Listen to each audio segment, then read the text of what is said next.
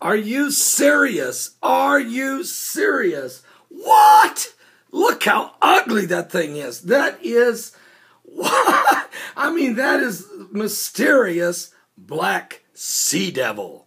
The black sea devil. This thing is so rare. It's only been spotted 3 times in 25 years off the coast of California in the Monterey Bay. And this is the first time ever that a research team of divers actually were able to film it and get it on video. This is the black sea devil. I mean, it's like, is that a cousin to Leviathan? What? And it's kind of interesting how this thing, this is a creature, folks, dark from the depths of the sea. Matter of fact, a research team conducting a dive in Monterey Bay off the coast of California has captured the first ever video of this rarely seen creature from the deep, the black sea devil. The creature was spotted this week in the dark, deep waters 1,900 feet below the surface by researchers with the Monterey Bay Aquarium Research Institute. Now, we've been diving out here in Monterey for 25 years. We've only seen 3 of these, said one of the senior scientists, Bruce Robinson, told the San Jose Mercury News. Robinson said the luminescent fishing pole projecting from the angular fish's head is a glowing lure to attract prey. Robinson told the paper they captured the fish to study it. They don't know how long it will survive. Well, do you really want to put a hook in the jaw of Leviathan? And you know what? I've been thinking about this in a while. Whatever's going on in the spiritual world, many times you see manifest in the physical. And what is the spiritual significance of the black sea devil? I mean, it's like it's a cousin to Leviathan. Well, I was looking in the scripture in Job chapter 41. Canst thou draw out Leviathan with a hook? Or is his tongue with a cord which thou lettest down? Canst thou put a hook in his nose? Or bore his jaw through with a thorn? Will he make many supplications unto thee? Will he speak soft words unto thee? Will he make a covenant with thee? Wilt thou take him for a servant forever? Wilt thou play with him as with a bird? Or wilt thou bind him for thy maidens? Shall the companions make a banquet of him? Shall they part him among the merchants? Canst thou feel his skin with barbed irons, or his head with fish spears? Lay thy hand upon him. Remember the battle. Do no more. Behold, the hope of him is in vain. Shall not one be cast down, even at the sight of him? None is so fierce than dares stir him up. Who then is able to stand before men? There's tremendous reading in the book of Job. I was thinking about the book of Job. Actually, the Lord led me to the book of Job earlier this morning.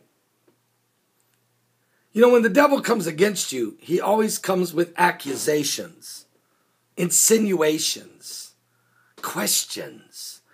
He loves to question the integrity of the saints of God. He loves to plant seeds of doubt, deceptive seeds, corrupt seeds of doubt, accusations, false witnesses, sowing discord among the brethren. A liar and the father of lies. He's the accuser of the brethren with no basis. It's funny, when Job got sick, I mean, you know, he lost everything. Job was a perfect man before the Lord. He walked upright before God. He was extremely prosperous and blessed. But whenever the Lord lifted the hedge and allowed Satan to attack Job, not because Job had sinned, Not because Job had done something wrong. Actually, Job was one of the most righteous men on the earth. But because God wanted to prove that Job, whether he was blessed or was down in the dumps, whether he was up or down, would never, ever question the will of God. And that he would keep his integrity and his faith in the Lord. Even Job himself said, the Lord giveth, the Lord taketh away. Blessed be the name of the Lord. That's acknowledging, reverencing that God is bigger than we are, and that he's a sovereign God. He's omnipotent and all power. He's fully in control. But the accusers came. I mean, think about it. Everything he owned was stolen. His house was blown down and killed all his children. Boils, sickness came upon his body from the top of his head to the soles of his feet. I did research on that. Those are called Baghdad boils. Horrible boils. Google it. It's something you don't want. And even his wife started to lose confidence. Even she started to lose faith. And says, why dost thou hold thine integrity? Why don't you just curse God and die? Why do you keep praising him? He said, you're speaking like one of the foolish women. But then his 3 peers came, sat at his bedside, looking at the man in agony. And instead of bringing words of comfort and faith and say, don't worry, this is just a trial, Job. You're going to come out of this. We have faith. We know you. We know your heart. We know God knows your heart. So, sometimes bad things happen to good people. And even, matter of fact, there was a little boy that was blind. They brought him to Jesus. The Pharisees, the accusers of the brethren of their day, said, who has sinned that this boy may be blind? Jesus said, no one. This boy hasn't sinned. His parents haven't sinned. But that the glory of God may be made manifest. That God may get the glory. What did Job do wrong? Nothing. But that God might get the glory of bringing a man through the fire and coming out the other end, not even smelling like smoke. You see, I'm going to tell you how ugly these false accusers are. If they come against you, I want to show you the face of the ugly abomination of those who sow discord and attack relentlessly little stalkers. They look just about like this ugly sea devil, a cousin to Leviathan. But God. Oh, by the way, I forgot to tell you, the 3 friends, if you call them that, accused Job of sinning. God was punishing him for his sin, a sin he never committed. One said he had a dream. The other one said, I interpret that. And the 3 of them came together as a consortium to pass judgment upon a righteous man.